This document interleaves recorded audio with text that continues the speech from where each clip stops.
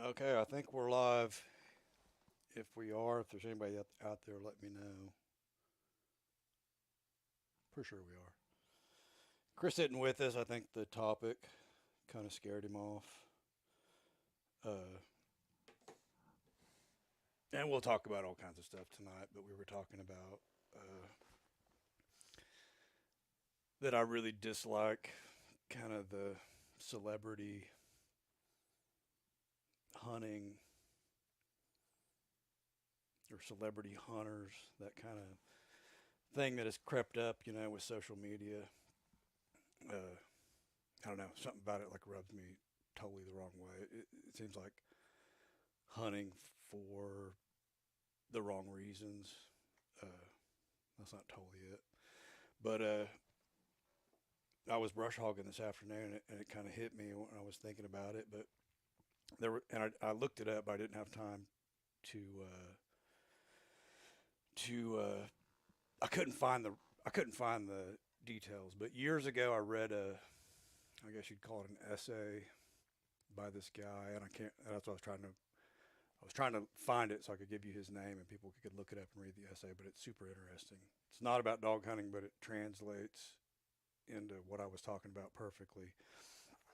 So this guy was saying that uh, pre-industrial revolution, that a man's character was judged on, or a man was judged on his character. So pre-industrial revolution, the majority, by far the majority of people, at least in America, were rural people. They lived in small communities. Everybody knew everybody. If you were a jackass, they knew it. If you were a good guy, they knew it. So a man or a woman was judged on their character. Uh, then the Industrial Revolution comes along, and the majority of people switch from being rural to being urban, to where they don't really know people. Even the people that they think they know, they don't really know them. They just know kind of their persona. So so he was saying that post industrial revolution, people are judged on their personality over their character, and it's a really deep thought. Like, you can think about it for a long time, and I think it translates into what we're talking about a little bit. I think there's a crossover there, but right now we're joined by one of these celebrity hunters. 100%. Can you see my Kuyu emblem? I want to make sure that's visible while we're talking here. Oh yeah, I mean, you should definitely push your Yeah. chest out and get I that. yeah, it was and I tried to get my four corner buckaroo knot in my wild rag here. I'm wearing nine line sunglasses. Just because I used to wear Oakleys all the time, Yeah. but my contract ran out with them. And so, I dropped them, and Nine Lines veteran owned. And, what's better than pairing up with some veteran organization to push your brand forward? And I, then this is actually a Stetson. This is a Stetson hat. a Stet, And so I want to make sure I wear my Stetson. that's a Stetson palm leaf. It looks like. Yeah, yeah. Yeah. It's got a stampede strap on it too. Because I spend a lot of time like on horseback Going fast.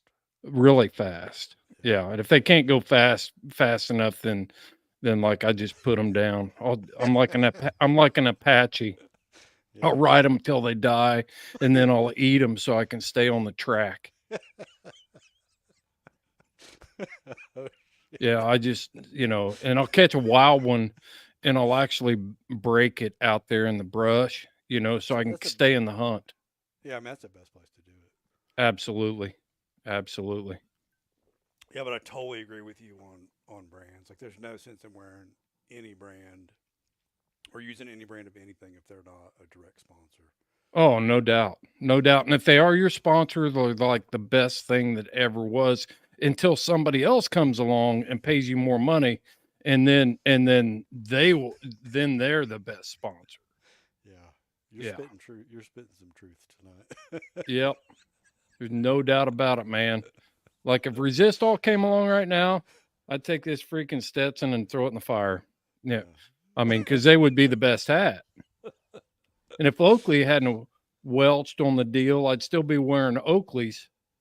And I've got a right now. I'm drinking out of an Ozark Trail because Yeti pulled their contract with me, so I'm not repping that crap anymore.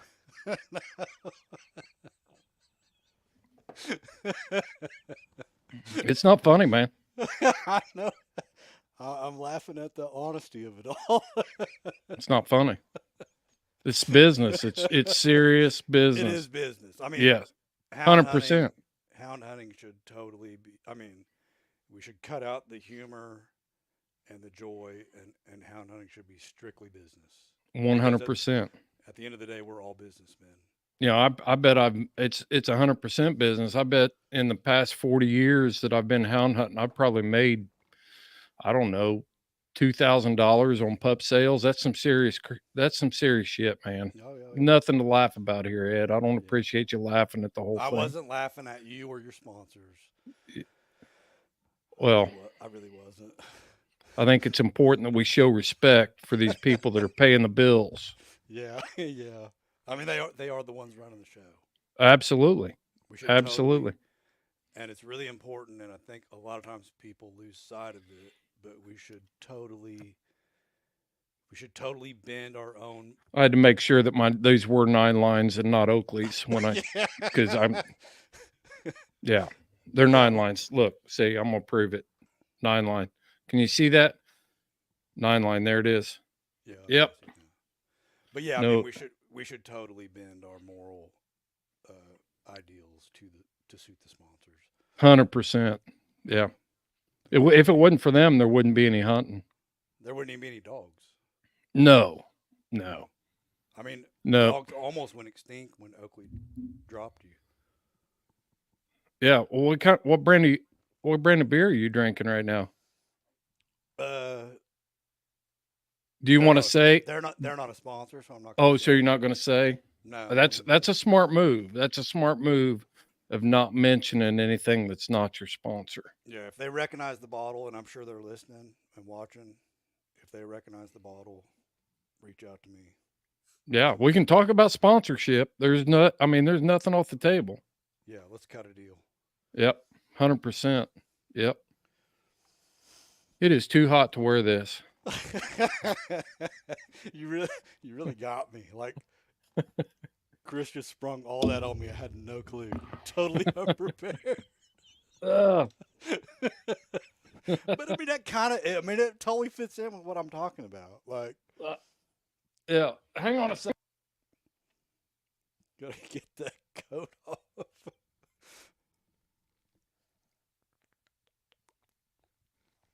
That's some funny shit, and I'm sure it pissed some people off. Sometimes people need to be pissed off.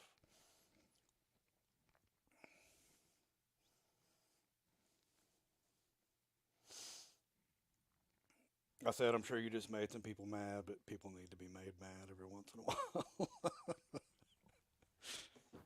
There we go. I'm glad I muted that when I was banging everything around. Yeah.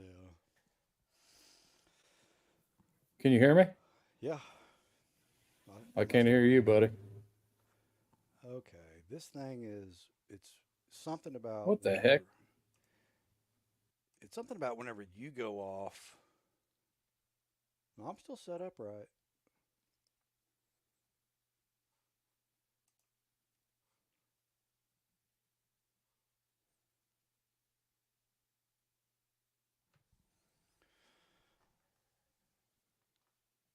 We'll be back in a minute. If y'all can hear me, let me know. Chris says he can't, but that doesn't mean that much.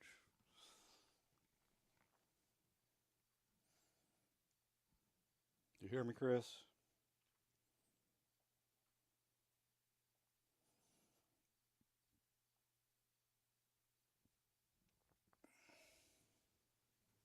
Can you hear me?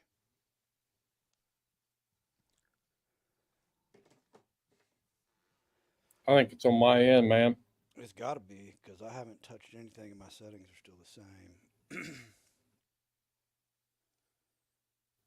The only thing that changed here, Ed, is that I moved my stuff, so it's got to be on my end. Go ahead and carry it.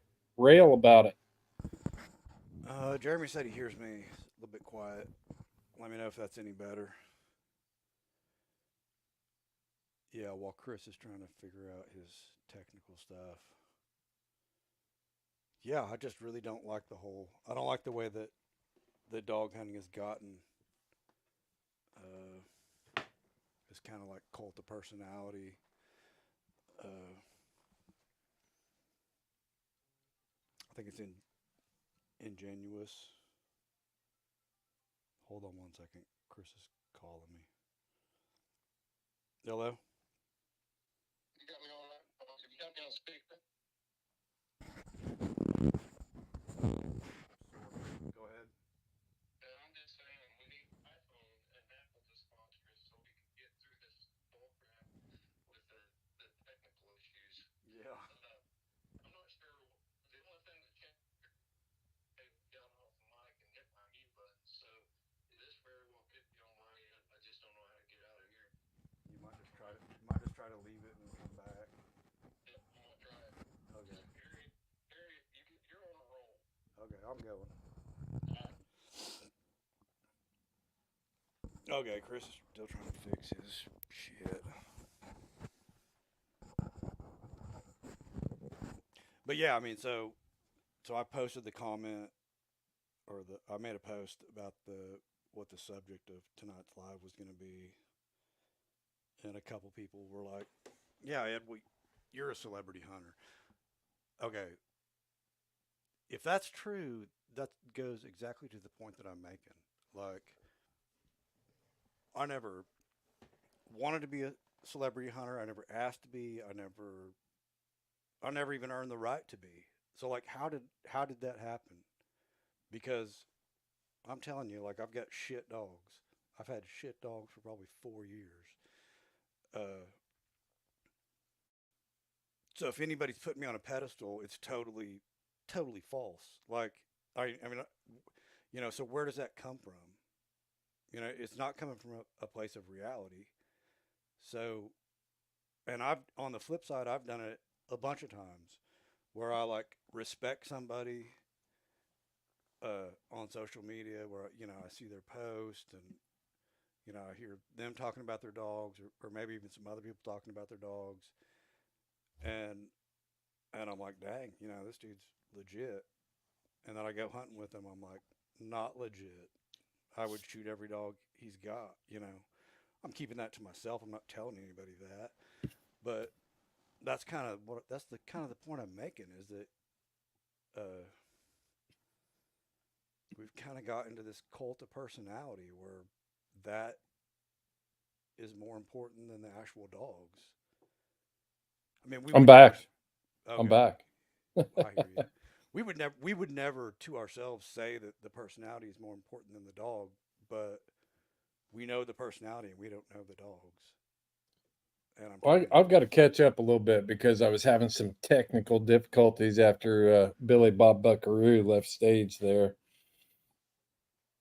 Oh, I mean, well, I was just saying that when I posted the topic for tonight, a couple of people said that I was a celebrity hunter, and I'm saying if I'm a celebrity hunter, that just shows you the problem in the whole system we've got because I've got shitty dogs.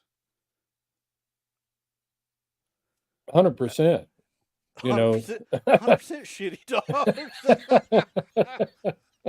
And I was saying that I've hunted with some dudes that I watched on social media, and I was like, oh, I like had them up on a little bit of a pedestal, and then went hunting with them and was like, you know, where did this come from? Like, this is not reality. well, I think what's your definition of celebrity hunter? Maybe I missed that part. Well, I mean, there's just in whether it's coon hunting, squirrel hunting, hog hunting, bear hunting, whatever. There's people that kind of rise to the top where everybody kind of looks up to them as like, oh man, they've got dogs at this level and they're at a level that I'm not at. And I think that's all bullshit.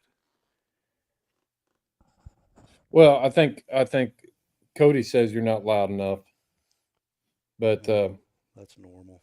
there you are. There you are. Much So better. when you're talking about celebrity hunters, I think sometimes these people rise to the top and they don't mean to be celebrities. They just are. And when I think about people like that, you know, talking about in my world, talking about a guy like Jeff Ricklefs, who has won over $1 million in competition coon hunting. That guy does not seek out being a celebrity, but he is. Everybody knows who he is. And you go hunting with him. And some of the dogs he's handled over the years aren't my style. And I wouldn't necessarily hunt that style of dog, but who am I? The guy's won over a million. He's $1 million handler.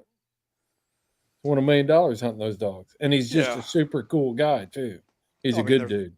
yeah. I mean, there's obviously going to be people that are better, you know. But I think just like we're putting, I think when you're kind of like ranking yourself against other people, you're kind of missing the whole point. Well, I think if you don't, then how do you ever strive to be better? If you don't have people that you look up to and people that you strive to be like, then I mean, what is the bar? Do you need a bar? Is there a bar in hunting or whatever? You know? Well, I mean, yeah, obviously, I've hunted with old guys in the past that I looked up to, and I tried to reach their level. But I think what I'm getting at is that I knew those guys. I knew the level that they were at personally. I had watched their dogs. But I think so often today we're trying to measure ourselves against an artificial bar. Like you know, you can watch these. It's kind of the same deal as like on Instagram is really popular. Like you get these like hot chick who like lives in a van. And everything's like super glamorous. Yeah. I've lived in a van. There's nothing glamorous about it. Like you shit in a bucket. You're bored most of the time. And But that's easy. you didn't have social media then either, though, Ed. If you'd had an Instagram account, you'd have 100,000 followers That's and what I'm people saying. interested in what you're doing. That's what I'm saying. So you're like, we're setting our personal bars by people that we don't really even know, and we don't even really know if it's reality. That's what I was getting at. Like Yeah. Pat said, Ed, you're a celebrity hunter. Well, that right there is, that shows Well, you, you know, if we were celebrity hunters, we've got 23 people in here right now listening to us. If we were celebrity hunters, we'd have we'd have 1,000, 10,000 people in here. It's not like we're selling tickets at the sold out shows. yeah. I mean, I just think, I remember hunting before social media, and it had a totally different feel to it. You know, it had nothing to do with anybody else except for me and the guy or the guys that I was with. There was no like, you know, I think a lot, I think a lot of people hunt today for post for social media. I think if you took out social media, there'd be a lot of people that stopped hunting. Like you think Okay. So is that a before, good thing? Is that a good thing or a bad thing though? well, I mean, I'm gonna more play hunters. devil's advocate on you here. Yeah, I mean, So more hunters is always good, but you know, I'm kind of always going the side of quality over quantity. I'd rather have fewer hunters that were like legit did it because they loved it and for what I think are the right reasons than have a bunch of yahoos out there that are doing it for the wrong reasons. Politically, that doesn't fall on the right side when you come to politics and like dog hunting politics, but that's kind of where I would fall. well, there's a couple comments here. We got 20 people in here, and three of them are our friends that are, two of them are your hunting partners, and one of them's T.L. Jones, my good buddy from down there. And then there's John Hall from Florida. stopped in to see us. I'm gonna put up a couple comments and we'll Yeah. get rolling here. Because I know what I know TL so well. I know what he's trying to do here. He's trying to divert to the positive on this thing on us. You got to fight him off if you can, Ed. Sometimes you just got to get down in the mud and get negative.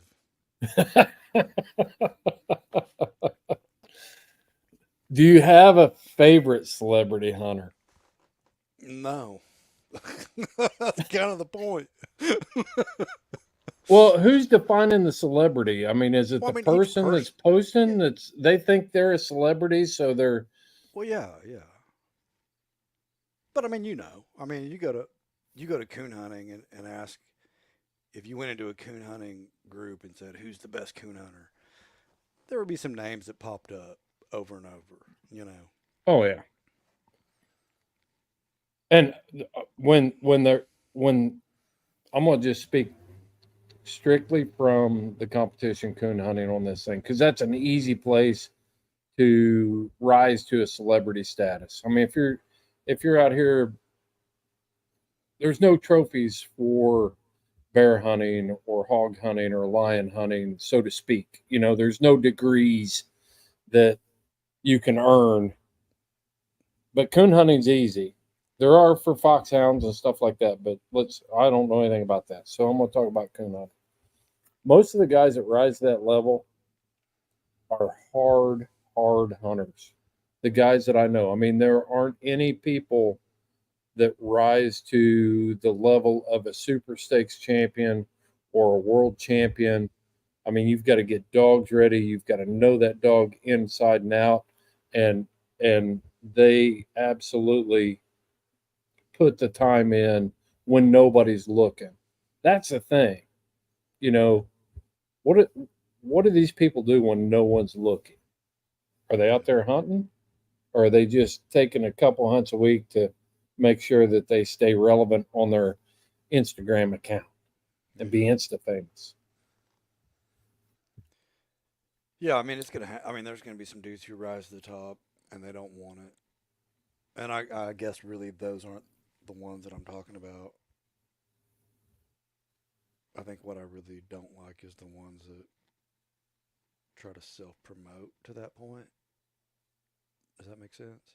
Oh yeah, yeah. I mean, social media's made everybody a publisher. You know, they've everybody's got an opinion and everybody's an expert and everybody's you know automatically a publisher.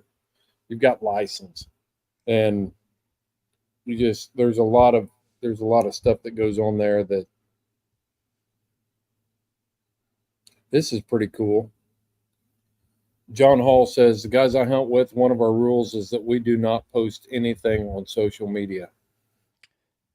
It's a good rule, you know. Man, I don't know. I don't think it is. You don't think it is? Mm-mm. You cannot hide from this crowd. I don't really think that's hiding. I It mean, I've depends on what you're posting. I mean, I've kind of the last couple years kind of not. It's not like a hard rule or anything, but I've kind of taken on that mindset that John's talking about. Uh, and it's not because I don't want to. It's not because I don't want to give ammo to anti hunters or anything like that. It's more that I want to try to keep. I want to try to keep my hunting closer to what I remember it being and more pure. Well, I can tell you this for sure. I tried to put together. I had this bright idea that we were going to build a YouTube channel, and I was going to post 30 days on a young coonhound I had here and document 30 nights of hunting. Yeah. And it was horrible. I mean, it was absolutely horrible. I felt obligated. I felt obligated to go hunt for producing social media. I felt obligated to have the camera on. I felt obligated to get this shot and do that and have this commentary and do all this stuff. And it took for me, I deal with this 24 hours a day, 7 days a week. When I'm hunting, and Shane's like, man, take the GoPro with you and start capturing stuff. It's like, that's not why I go. I go to get away from all that. And when we start, for me personally, when I start trying to make that part of my life, I I feel like I'm entitled to have parts of my life that are mine, and I protect those parts in my life that are mine. And I'm not going to do it for a brand or be popular or anything else. I know how much I hunt. I know how much I don't hunt, and I wish I hunted more sometimes. But I'm not going to. I don't feel obligated to post it Yeah, just to keep everything alive and rolling and all that stuff. years ago, I mean, nothing like that, but years ago, me and Tanner and our buddy Colby were like, man, let's start filming some of these hunts. And we didn't do it very long because usually I was the cameraman. We would switch off, but usually it was me. And at the end of it, I was like, I don't even feel like I was there. Like I watched everything through the camera lens and it seemed kind of distant and, I really wasn't a part of it. I was just documenting it and I don't know, it was bad. And I was like, screw There's this. guys out there like you take Clayton Stark from Stark Outdoors. I mean, he does a phenomenal job of documenting stuff and building that channel and creating content. It's hard. It's hard work. It takes a special type of person to be able to do that. Josh Michaelis is doing it with Cane Stream Media and trying to capture this stuff. I'm just not that guy. I can't self film. Calvin Redhouse was doing it before it was cool. With Red's Hounds, he was doing it for Yeah. Carnivore TV, and they would just take that stuff and it was he was just good at it. I'm not that Yeah. guy. It's like when I'm hiking up a mountain, then I'm not good about getting the camera out and having everybody see what a fat old man I've become and sucking wind and, and everything else. Yeah. But getting back to John's point, the guys I hog hunt with is not is that we don't post anything on social media. I think when we take that stand and we're trying to hide, and there has never been any group in our history that is hidden from something and still stayed relevant or stayed. And I'm talking about the LGBTQT, whatever they are now, they're in your face. Yeah, Talking I mean, about I get that. There's levels to it, So where John's coming from, he's a hog hunter. I don't know exactly where he's coming from because we get 20, 21, 22-year-old guys, even some older guys that are just dumbasses who will put videos on there of 15 dogs mauling a 90-pound show 100%. and it's screaming and there's blood spurting and it goes on for 15 minutes. So it's a balancing act, you know. And in hog hunting it's pretty tough because I've done it, it's It's real pretty tough to put lipstick on that hog and it's dress it up where it's palatable for the public. so the thing is, so this dumbass can put this terrible video out and he can get 500,000 views, or you can put out a video that's more palatable to the general public and get 1,000 views. So it pushes this like mentality of putting extreme out there, which is good for that dude if he's into looking at numbers, but it's bad for us as a whole in the sport. Well, I think and going back to what I said, putting the right stuff out there. We had I was good buddies with Brad Luttrell down at Go Wild, and we had him on an episode of the podcast, and we talked about and he's got a background in marketing and business, and he set up an app and he put up a whole social media site and went around the country talking about how to effectively post hunting content on social media. And we had great discussions about it. And one of the things that he said was, you've got to tell more of the story than just the grip and grin, just the gore. You've got to tell the story about, for us, it's like it starts it starts when, hey, I made a cross with this good male to this good female, and these are the qualities they have. I hope I've got some really good puppies. And then when the puppies are born, you're posting pictures of the puppies, and then you're tracking the development of that, and all of a sudden this dog gets a face and a name, and now you're tracking this dog and now it makes it more personable because everybody wants to see old Blue go ahead and be successful because they've been tracking him. That's one of the things that is effective for people to be able to follow that. But if we take the social media out of it, it's not necessarily it's not going to happen. When we don't control the narrative, then somebody else is going to tell our story for us. Yeah, but there's more dudes doing what I'm talking about. Dumbasses putting like extreme violence and gore out there. There's more people doing that than there is people putting. If I go make a video of me like cleaning out dog kennels and like worming dogs, who's gonna watch that?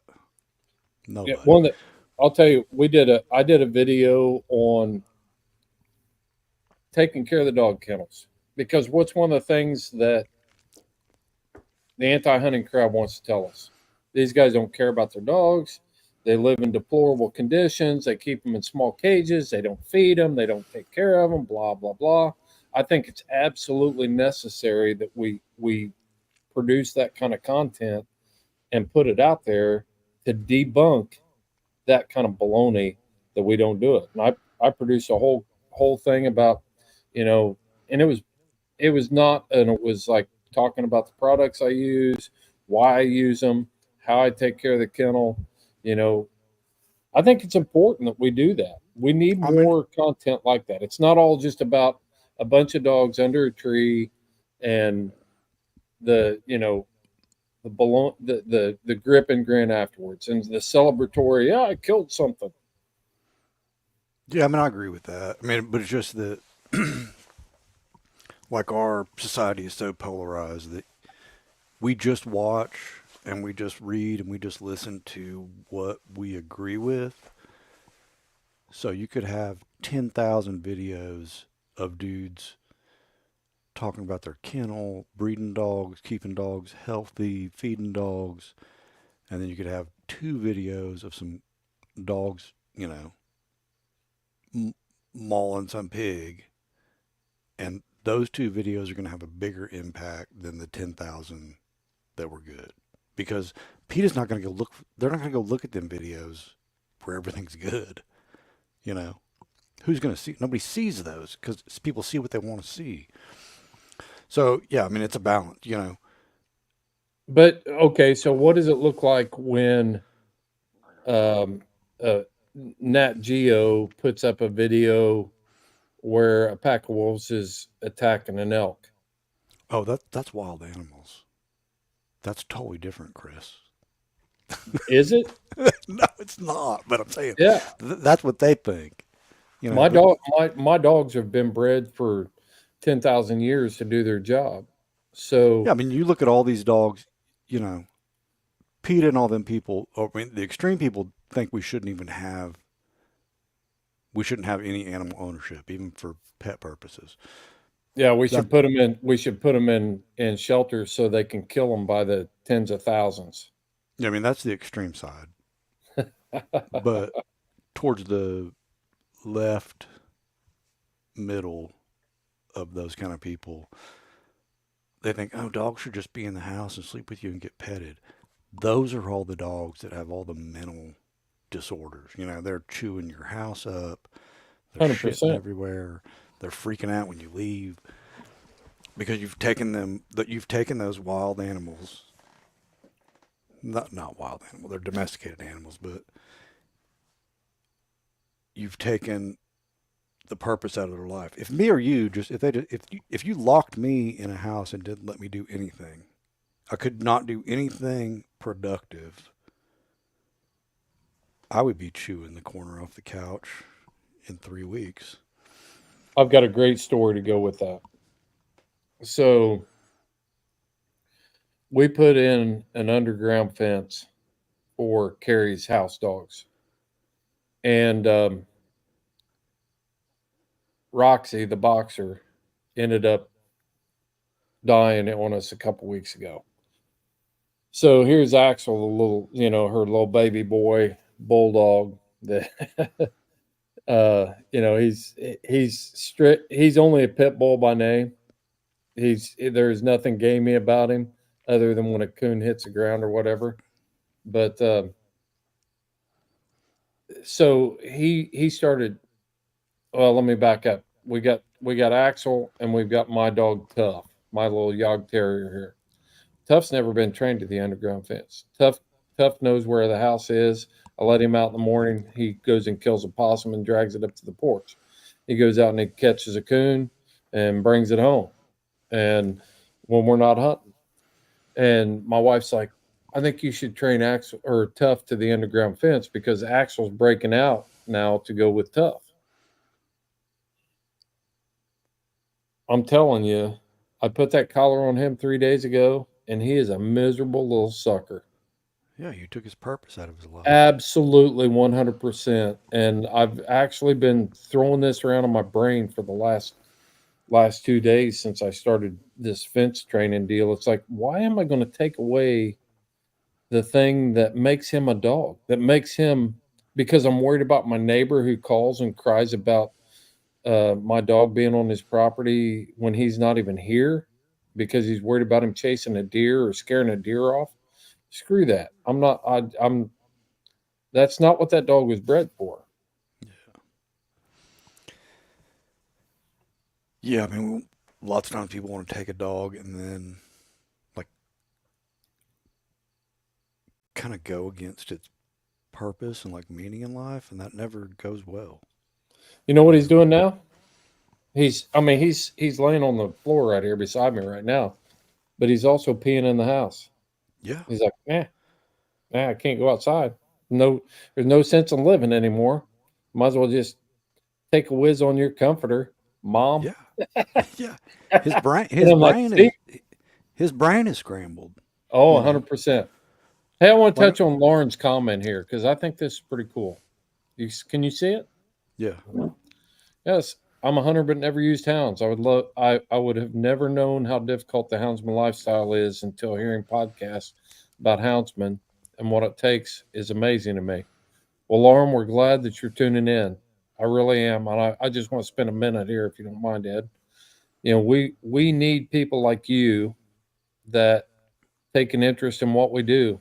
That it's out of your comfort zone, and you're not willing to shoot darts at it because you don't know anything about it. It's not your style of hunting, and you've opened your mind and said, "Hey, I'm gonna figure out what this is." And we appreciate you tuning in. yeah. I We mean, really do. that's really what it's all about. Yeah. I mean, there aren't enough of us to save it on our own. So we've absolutely got to find people like Lauren right here that want to tune in and learn more about it. Yeah, and it for sure is like.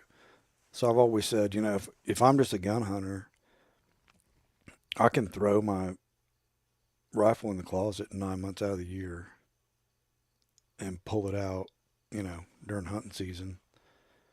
And if I haven't banged it around or anything, it's going to shoot exactly the same as it did when I threw it in there. But with dogs, I mean, it really is a lifestyle. I mean, you have to. There's no, there's no off season. I mean, there are off seasons, but they're not really off seasons. You still have to put in the work. If you don't, a dog is not like a rifle. It's not going to be the same when you pull it out after sitting in the closet for 9 months. That's right. It's I've a huge, I've it's a said that huge commitment. 365 days a year, 24/7. You've got to be. I mean, you've got living, breathing animal. Something's been entrusted in your care, and it takes everyday care, it takes everyday attention, and when you don't do that, then that animal suffers. I can take my bow. I mean, I my son was out a week and a half ago, and we pulled the bows off the shelf, and we started flinging some arrows, getting ready for deer season. I can't do that with a dog. No. They've got to be conditioned. They've got to be exercised. They've got to be fed. They've got to be vetted. They've got to be all this other stuff. So it truly is a commitment. Yeah, and they depend on you. Yep. That's the thing. Like when we cage an animal, any animal, cage or pin them, we're taking away we're taking away their ability to take care of themselves, and then that burden falls on us. So I've got dogs that run loose out here, and I don't feed them every day. Uh, they don't need to be fed every day because they can go out and I mean they drag an armadillo up here every day and eat it. But you know what I mean? Do They're they eat not. it? Oh yeah, They they're do. not. They'll eat an armadillo. Oh, like every day. But so I haven't confined them where they don't have that ability to take care of themselves. I still feed them, but not every day because I don't need to. But when you put a dog in a kennel or on a chain, he doesn't, he doesn't have that ability. So, that burden falls on you. Yeah. Hey, I want to put this up here by Chuck Reynolds from Virginia. What's the difference between posting a dog making contact on social media than watching a show on Sportsman's Channel of a deer getting gunshot, I think with a bow, and not recovering it, or it lays there and suffers until they find it and finish it off? Well, I mean, we know the difference. You know, everybody in the comment section here, and me and Chris, we know the difference. So we're not really talking about us. We're talking about the people that are on the other side of the fence from us. Uh, they're not happy about, you know, shooting either. But so like the anti people, they go for the lowest hanging fruit. So they pick us apart from the bottom. As hog hunters, we know about that because ours is our sport is one of the more quote brutal ones. There's lots of blood and gore, so we're an easy target. So while they may not like gun hunting, they're not going to go at gun hunting as hard as they go at sports like hog hunting because they'll just work from the bottom up. They will eventually get to that. But like I say, Chuck, like we know the difference, you know, but that's just preaching to the choir. Yeah. The biggest difference is, in my mind, is the anthropomorphism in our culture, where we give human traits to animals. And so it's a lose lose for us when we post that, because people feel, the vast majority of people feel like that the dog's put in an unfair situation, and the quarry is put in an unfair situation. And the other part of that is the fact that, exactly what you said, deer hunting is a $12 billion or $6 billion industry. I mean, it's something with a B in the United States. So it's easy to hate a deer. Even my mother-in-law hates deer, and she's never deer hunted a day in her life because she hits them with her car. So that's an easier sell for them to be able to get by with that stuff. There's only two kinds of fare in this world. There's state and county, and we're not eating corn dogs and cotton candy here.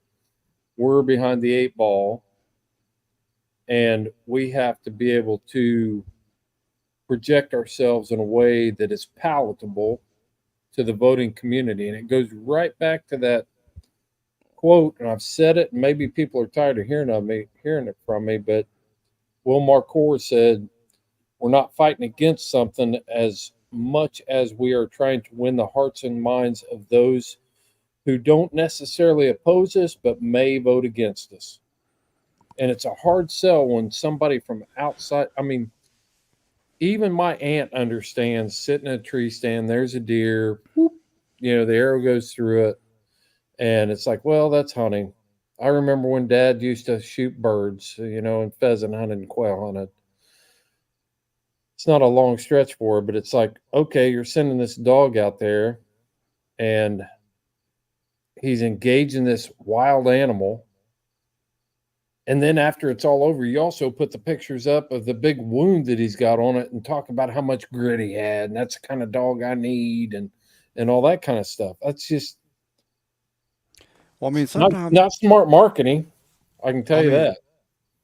obviously, I'm not some kind of liberal left wing panty waste, but sometimes I watch videos where it's literally 12 dogs mauling an 80-pound pig for 10 minutes, and it turns me off.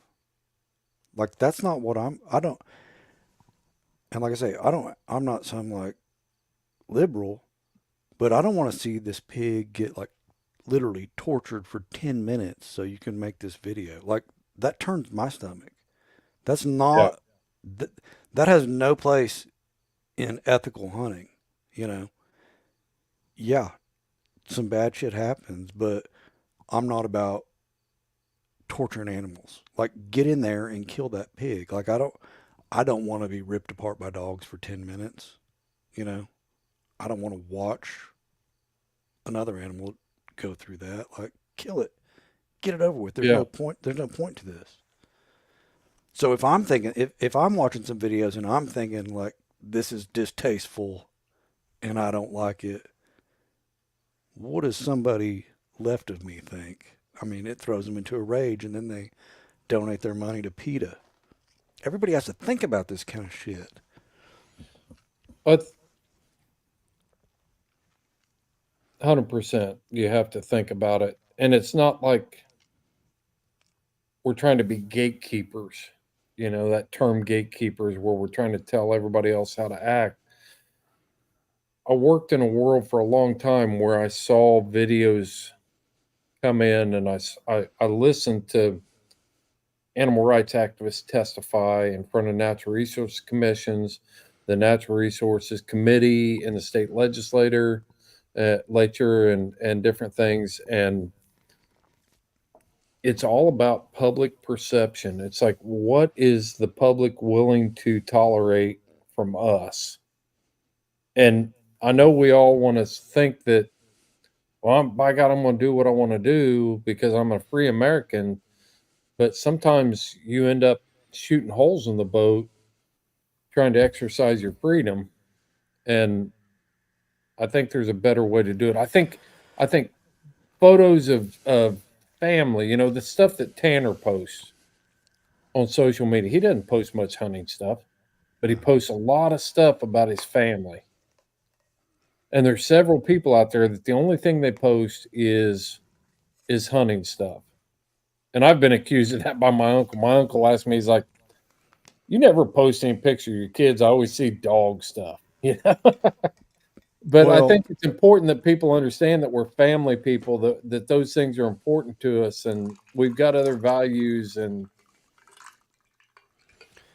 well, I mean, what I think is like, okay, so we've hunted together, Chris. I mean, there's a time and place for everything. So if me, you, and Tanner and Cody are hunting, yeah, we might talk about some obscene stuff, use graphic language. But if we were at my grandma's house, would we talk like that? Of course we wouldn't. So well, why you're a do people? hypocrite. You're a hypocrite, Ed.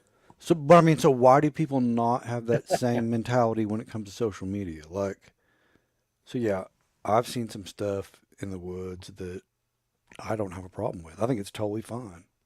But I can understand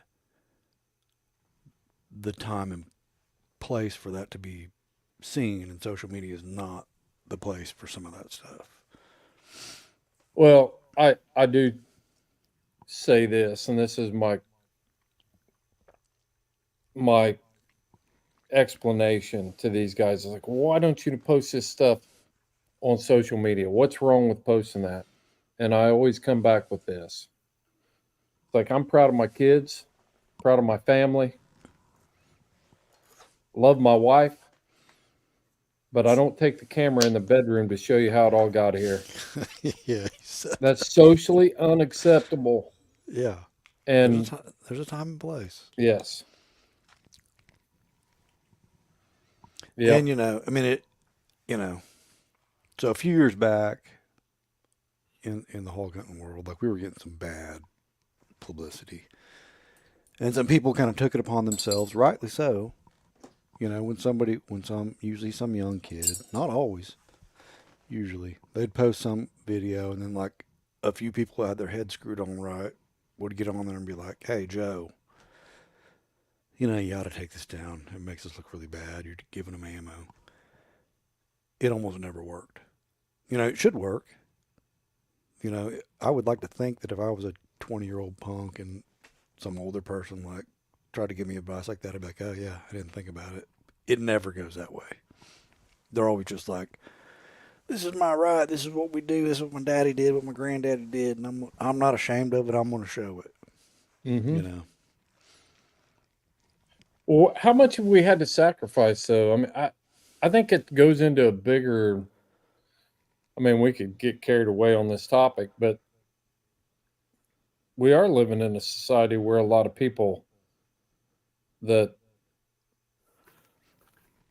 I'm looking at comments here. I'm sorry, where people are feeling like their freedoms are being eroded, and but I think it just comes back to there was a time in our society where everything, like you said, had its place.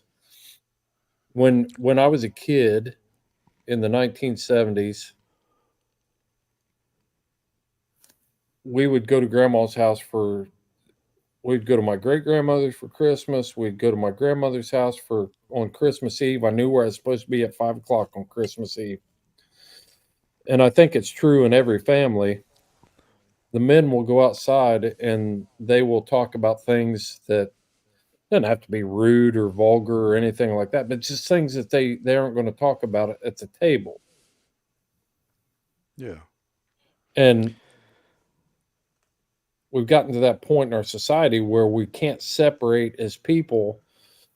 Our moral code is dropped to the point where I mean you look at social media, who's got the biggest followers? It's somebody that knows how to use a camera with a good filter that's not afraid to expose boobs and butts. Yeah. Well, you obviously have 100% right to post videos of 15 dogs piling on top of a pig. You've got the right. That doesn't mean that's what you should do. It just comes back to common sense. You've got the right to tell a dirty joke at Thanksgiving dinner in front of grandma too. Yeah. You She might can. backhand. See, that's the problem right there. Is there are no consequences for bad behavior. If you told that joke at grandma's table, your dad's going to hit you, your grandpa's going to jump in on it, and grandma's probably going to wear you out too with a wooden spoon. Yeah. And that's what's missing. It's like that Yeah. you might have the right to do that, but just because you've got the right to do it does not mean that there aren't any consequences for your actions. And that's what we've lost in our society is that there are no consequences for actions. Yeah, and that brings up even a bigger thing is that This is a wormhole, man. people are confusing rights. I don't know the word to say they're confusing it with. Principle. So, well, not really. So like you have the right to be gay or whatever. That does not mean just because you have that right does not mean that people that people can't disagree with you, you know. Yeah. So you can have a right, but there are still consequences to you expressing yourself. Does If that make you look sense? if you look at the a lot of the old documents and stuff from the founding fathers, everybody's big on naming the first and the second amendment. these days, but they were all real clear. It's like your rights and your freedoms extend to the point that they don't infringe on my rights and my freedoms. Yeah. That's where they stop. That's why we have laws, Yeah. because you have the right to do this, this, and this. But when you start infringing on somebody else's rights and freedoms, then you have a situation where it's just total, not anarchy. I don't know what the right word is it for it, but it's definitely cultural disorder. Yeah, it's really not anarchy. It's see, that's confused a lot. Like anarchy is thought of as a left wing idea. It's actually as far right as you can go. Mm-hmm. Uh, not as far left. Although the far left embraces it, but they're idiots, most of them. But yeah, you can do anything, and I'm kind of, I mean, I would say I'm probably conservative in the bigger heading, but liberal right underneath that, or not liberal, libertarian right underneath that. In that, I don't care what you do. Like you can do anything you want to do until it impedes on my freedom. I'm good to Yeah. that point. You know, Yeah. you want to smoke 100%. dope, smoke dope. That's fine. But when you steal my chainsaw to smoke dope, then we got a problem.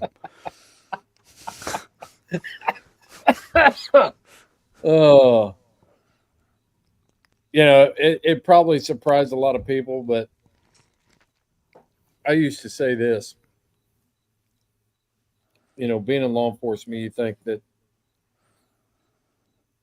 you're all of us are just out there to uphold the letter of the law. I got a couple stories. One was when I was a rookie and we were out on patrol, and the call comes in across county dispatch that it comes across that there was a fight at the bar, and it was called the Tijuana Toad, and this was a rough bar. When you're a rookie, it's like, heck yeah, let's go. So I hit the lights and the siren, I stomp on the gas, and I'm flying down the road, and my field training officer is sitting in the seat next to me and looks over, and he just very quietly shuts off the lights and turns off the siren. I said, "What are you doing, man? This fight call. We got to get there." And he's like, "No, we're gonna drive the normal speed limit, and we're gonna get there and pick up the losers. That's what we're gonna do." Because somebody deserved an ass whipping tonight, and we're not going to deny that person of getting what he deserves. So that's one story. There was another story that there was a little local establishment up here, as a general store, and the call came in, 911. So and so had this young kid backed up against a truck and was threatening to beat the brakes off of him. And so we don't know what's going on. We run there, and the sheriff goes up same time I do. We live in a small community, so I backed up the sheriff's department. The sheriff's department backed up our calls. We worked with them all the time. And I got there, and Nathan's standing out. We both got there at the same time, and Nathan gets out, and he's like, "Hey," and I'm gonna make up the name. Clifford was the old farmer. This was a small country store. He says, "Clifford, what's the problem here? What are you doing?"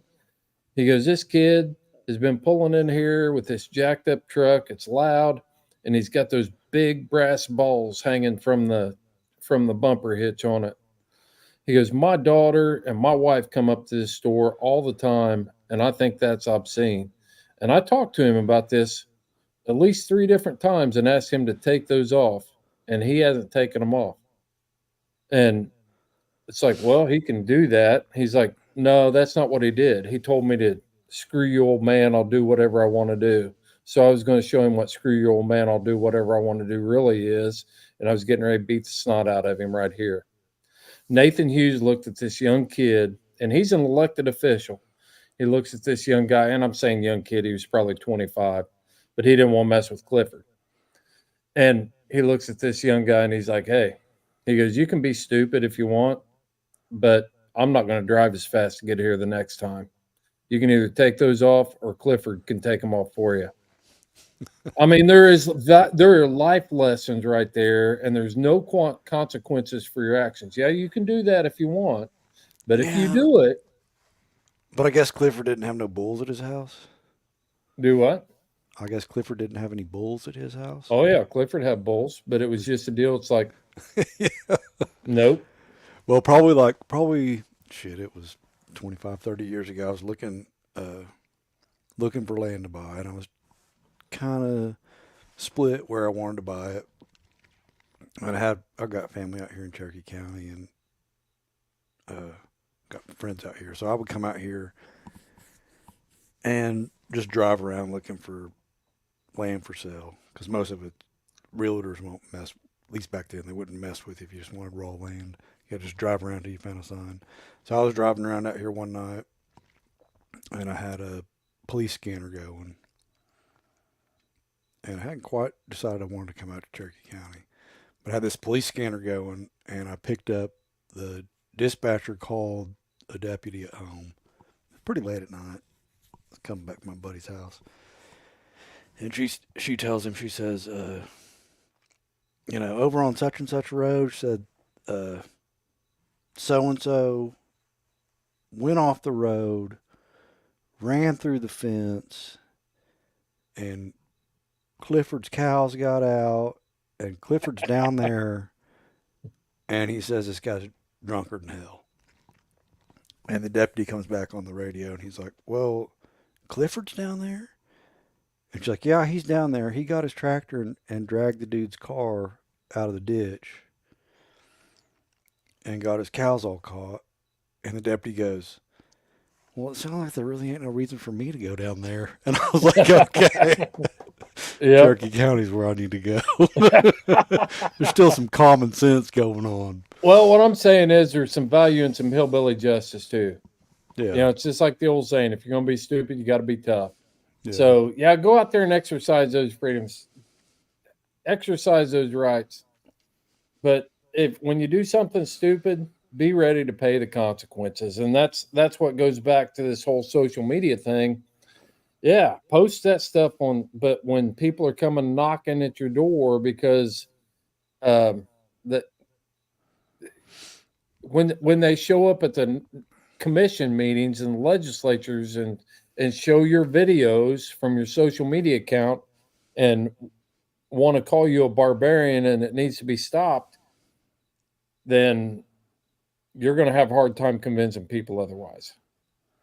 yeah. I mean, what it really does, I mean, at least here in Oklahoma, I mean, we've got a pretty good uh, relationship with a lot of our legislators, and really where it comes in, where it weighs in, it is most, at least here in Oklahoma, most of our congressmen and senators, they're on our side, but the people in their district that they represent, as that tide gets higher, it's not about the dude who's in the Senate.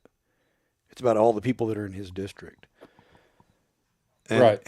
man, and one bad video can reach hundreds of thousands of people and can turn people that maybe didn't have an opinion on it to the other side.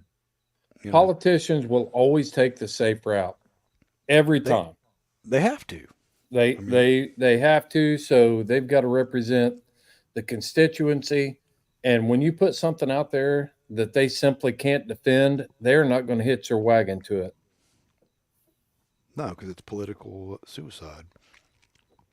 I mean, that is politics. I mean, and I mean to their defense on that, that kind of is their job. So if I'm the congressman for this district, my job is to represent what the majority of the people in my district think is right or wrong. Yeah, yeah. You got check that out. I don't know who Doyle Brunson is. No, Who's Doyle Brunson? I have no idea. I don't know. I might have to Google him. Yep. Yeah, Anthony, let us know who that is because I have no I don't idea. know. But thanks for tuning in, Anthony. Better late than never, buddy. I don't know if you how you watched everything up to this point. A lot of good interaction tonight. John, I haven't forgot about you. I need to reach out to you again and call you. Um, I want to give a shout out to my buddy Levi DeLeon. We were hard on him in the Shorty Gorham show the other night, but Levi is a cool dude. He is he's a celebrity hunter. We were hard. I'm repping his brand right here. He's the head guide and ranch manager for Escondido Hunting in New Mexico, and he lives down in Tyler and takes care of the Tilden Ranch. I'm sorry, Tyler. he lives in Tilden, Texas, not Tyler. I don't know why I said Okay. Tyler. Opposite side of the state, about 14 hours away. But Levi's a good dude, hardcore elk hunter, man, hardcore, and he tunes in to watch. But he's also bear hunted and stuff with us, and he likes his Yog Terriers. Who else we got? We need to talk. We need to give a shout out to here. I don't really know. John Hall. Yeah, we got several people in here. Thanks for tuning in. Yeah, if you tuned in late, go back to the beginning because it's pretty funny. Caught me off guard. Oh, That's pretty good. well, you think we about covered all the bases here? I think we did. I want to tell you who my favorite celebrity hunter is. Who's that? TL Jones asked, "Who's your favorite celebrity hunter?" Ed Barnes. No, you're not a celebrity hunter. You don't try to be. Um, I think the main thing is we need all the celebrity support that we can get. So when somebody's out there getting after it and posting their hunting videos, there's way too many people that are at that celebrity status that are scared to death to post their hunting adventures. Then I'll tell you what, Dale Earnhardt wasn't afraid. He wasn't scared to post his deer hunting stuff, and he was on several hunting shows over the years.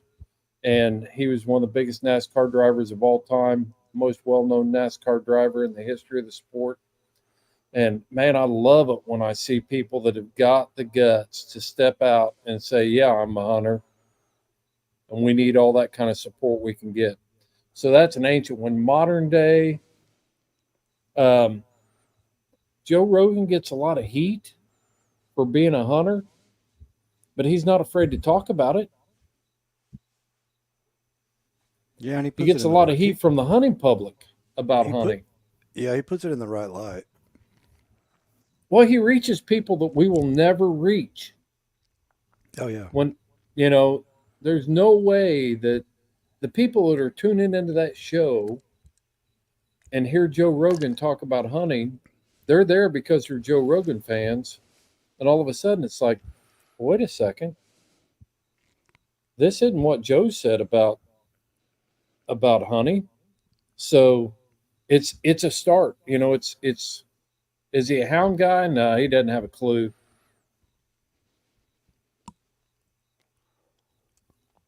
He doesn't have a clue what that is. But I think he's been it's hog hunting with definitely dogs. valuable.